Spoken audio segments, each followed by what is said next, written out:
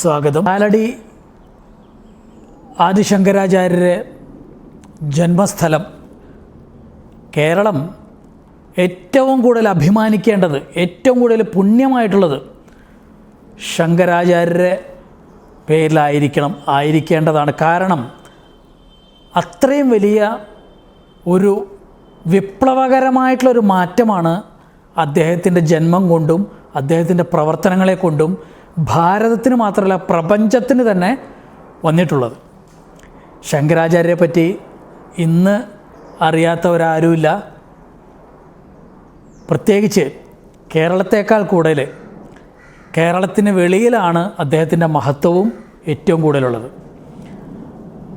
അദ്ദേഹത്തിൻ്റെ ജനനകാലത്തിനെപ്പറ്റി 2-3 രീതിയിലുണ്ടെങ്കിലും ഏതാണ്ട് 800 വർഷങ്ങൾക്ക് മുമ്പാണ് അദ്ദേഹത്തിൻ്റെ ജന്മം എന്നാണ് നമ്മൾ എടുക്കുന്നത്. ആ രീതിയിലാണ് നമ്മളതിനെ മുന്നോട്ട് കൊണ്ടുപോകുന്നത്.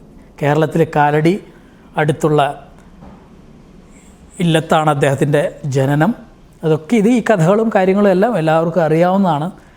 അദ്ദേഹം കേവലം 32 വയസ്സ് വരെയാണ് അദ്ദേഹം ജീവിച്ചിട്ടുള്ളത്. അതും എല്ലാവർക്കും അറിയാവുന്നതാണ്. അതിനിടയ്ക്ക് അദ്ദേഹത്തെ ആ കാലത്ത് 2 പ്രധാന കാര്യങ്ങളാണ് അദ്ദേഹം ചെയ്തത്.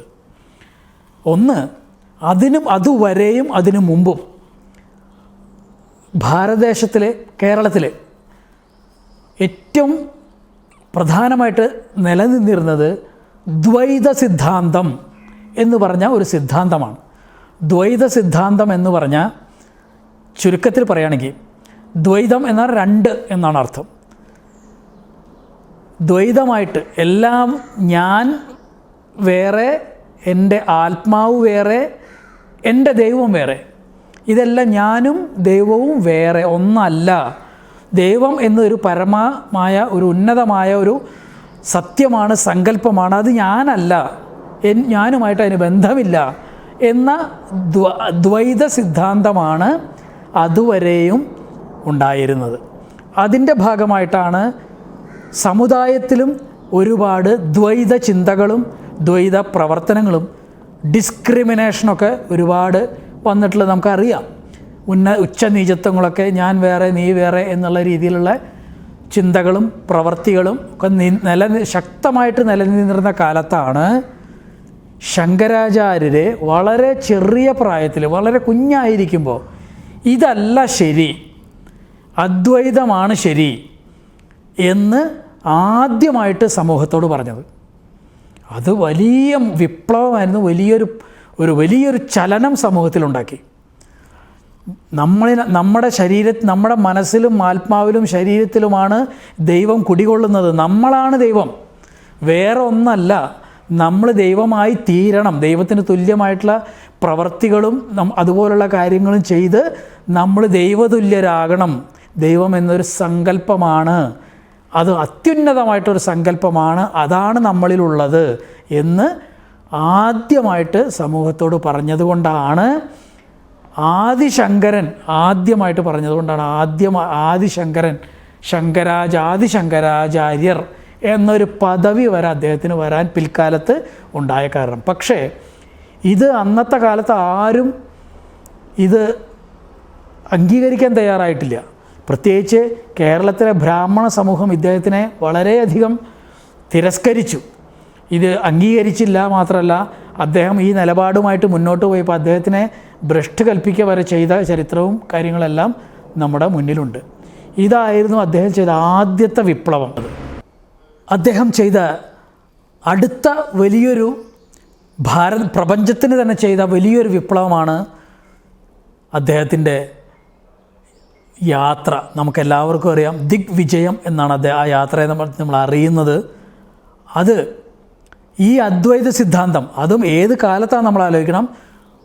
ഉത്തരദേശത്ത് നിന്ന് ഭാരതദേശത്തിനെ മൊത്തം ആധ്യാത്മികമായിട്ടും മതപരമായിട്ടും നശിപ്പിക്കാനായിട്ടോ അല്ലെങ്കിൽ വളരെ മുഗളന്മാരോ അതിലപ്പുറമുള്ള മറ്റ് ഇതര ഭാഷക്കാരോ ഇതര സംസ്കാരത്തിൻ്റെ ഉടമകളോ ആയിട്ടുള്ളവരെ, ഞാൻ പേരെടുത്തിട്ടോ മറ്റൊന്നും പറയുന്നില്ല, ആരെയും നമ്മൾ അധിക്ഷേപിക്കുന്നുമില്ല. അധിനിവേശം വലിയ രീതിയിൽ മാസ് ആ മാസ്സായിട്ടുള്ള രീതിയിലുള്ള മതം മാറ്റം നിർബന്ധമായിട്ട്, ധ്വംസനം, ഇങ്ങനെയൊക്കെ ചെയ്ത് ഹിന്ദുക്കളെ നശിപ്പിക്കുന്ന രീതിയിലുള്ള നമ്മുടെ സനാതനധർമ്മത്തെ കഴിയുന്നതും നശിപ്പിക്കാനായിട്ടുള്ള ഒരു അധിനിവേശം വടക്ക് നിന്ന് ആരംഭിച്ച സമയത്താണ് ഈ ഒരു ബാലകനായിട്ടുള്ള ശങ്കരാചാര്യർ തെക്ക് നിന്ന് ഈ ദിഗ്വിജയമായിട്ട് ഭാരതദേശം മൊത്തം ഞാൻ എൻ്റെ ഐഡിയോളജി പ്രചരിപ്പിക്കും, എന്തു വന്നാലും പ്രചരിപ്പിക്കും എന്നുള്ളൊരു ദൃഢനിശ്ചയത്തോടു കൂടിയിട്ട് ഇറങ്ങിത്തിരിച്ചത്.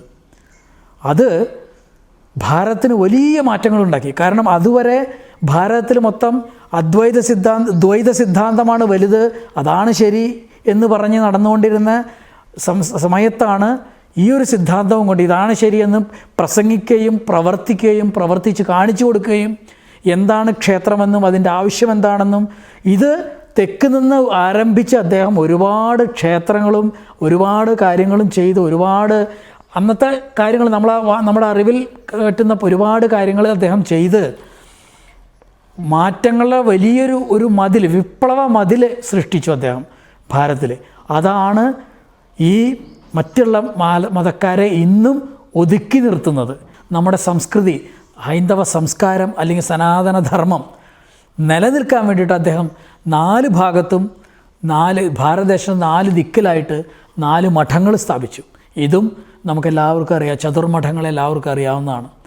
ഈ 4 മഠവും അദ്ദേഹത്തിൻ്റെ അദ്വൈത സിദ്ധാന്തവും ഉള്ളത് കൊണ്ടാണ് ഇന്നും നമ്മൾ ഹിന്ദുക്കൾ എന്ന് പറയാനുള്ളൊരു അവസ്ഥ നമുക്കിന്നുള്ളത്. അതില്ലായിരുന്നെങ്കിൽ ഇന്ന് നമ്മൾ കേവലം ജന്തുക്കളായി മാറിയാനെ. അത്രയും വലിയൊരു മാറ്റമാണ് അദ്ദേഹം. അതുകൊണ്ടാണ് അദ്ദേഹം ദൈവതുല്യനായതും ദൈവമായതും ശങ്കരാചാര്യരായതും ആചാര്യനായതും മാത്രമല്ല ആദിശങ്കരാചാര്യരായതും. അതിൽ നിന്ന് താഴെയാണ് ഇന്നും എന്നും ഏതൊരു സന്യാസി പദത്തിനും ഇന്നും സ്ഥാനമുള്ളത് എന്ന് ഉറച്ചു വിശ്വസിക്കുന്ന ഒരാളാണ് നിങ്ങളിലെ പോലെ ഞാനും. ഇതാണ് ശങ്കരാചാര്യരുടെ ഒരു ചെറിയ ഒരു വിധം. അതിൽ നമുക്കറിയാം അദ്ദേഹം പ്രതിഷ്ഠിച്ചതും അദ്ദേഹത്തിൻ്റെ പാദസ്പർശമേറ്റതും അദ്ദേഹത്തിൻ്റെ ഒരുപാട് സന്ദേശങ്ങളും നിർദ്ദേശങ്ങളും അനുസരിച്ച് പ്രവർത്തിക്കുന്നതുമായിട്ടുള്ള അനവധി ഹൈന്ദവ സംസ്കൃതികളും സങ്കേതങ്ങളും ആശ്രമങ്ങളും മഠങ്ങളും ക്ഷേത്രങ്ങളും ഇന്നും ഭാരതദേശത്തിൽ അനവധിയുണ്ട്. ചിന്തിക്കാനാവുന്നതിനപ്പുറം ഇപ്പോഴും നടക്കുന്നുണ്ട്. ഉദാഹരണത്തിന് ഇന്നും നമുക്ക് അപ്രാപ്യമായിട്ടുള്ള അല്ലെങ്കിൽ വളരെ ബുദ്ധിമുട്ടി ഇപ്പോഴും പോകേണ്ട ഒരു സ്ഥലമാണ് കേദാർനാഥ്. നമുക്കെല്ലാവർക്കും അറിയാം. ബദരീനാഥ്, ഇതും എല്ലാവർക്കും അറിയാം. ഈ ബദരീനാഥിൽ പണ്ട് അദ്ദേഹം പോയിട്ട് അദ്ദേഹമാണ് അവിടെ പൂജ അതിൻ്റെ ബഹുമാനാർത്ഥമാണ് ഇന്നും അവിടുത്തെ ഉന്നതമായിട്ടുള്ള പൂജാരിയുടെ സ്ഥാനം റാവൽജി എന്ന് പറയുന്ന റാവൽജി കേരളത്തിലുള്ള അദ്ദേഹത്തിൻ്റെ കുലത്തിൽ നിന്നുള്ള നമ്പൂതിരി കുടുംബത്തിൽ നിന്നാണ്. ഈ റാവൽജിയെ എപ്പോഴും എത്ര ദൂരമാണെന്ന് ചിന്തിച്ചു നോക്കൂ. കേരളത്തിലും ബദ്രീനാഥിലേക്കുള്ള ദൂരം അന്നത്തെ കാലം അദ്ദേഹം അവിടെ പോയിട്ടുണ്ടെന്നും അദ്ദേഹം അവിടെ പൂജ ചെയ്തിട്ടുണ്ടെന്നുള്ളതുകൊണ്ട് ആ ബഹുമാനാർത്ഥമാണ് ഇന്നും അവിടെ കേരളത്തിലെ നമ്പൂതിരി കുടുംബം അവിടെ റാവൽജിയായിട്ട് ഇപ്പോഴും നിലനിൽക്കുന്നത്. ഇങ്ങനെ അനേകം ഉദാഹരണങ്ങൾ. അതാണ് ശങ്കരാചാര്യരുടെ ഏറ്റവും വലിയ മഹിമ. ആ ശങ്കരാചാര്യർ ജനിച്ച അദ്ദേഹത്തിൻ്റെ നാട്ടിൽ ജനിച്ച നമുക്കിതിൽ പരം പുണ്യം എന്താണ് വേണ്ടത്?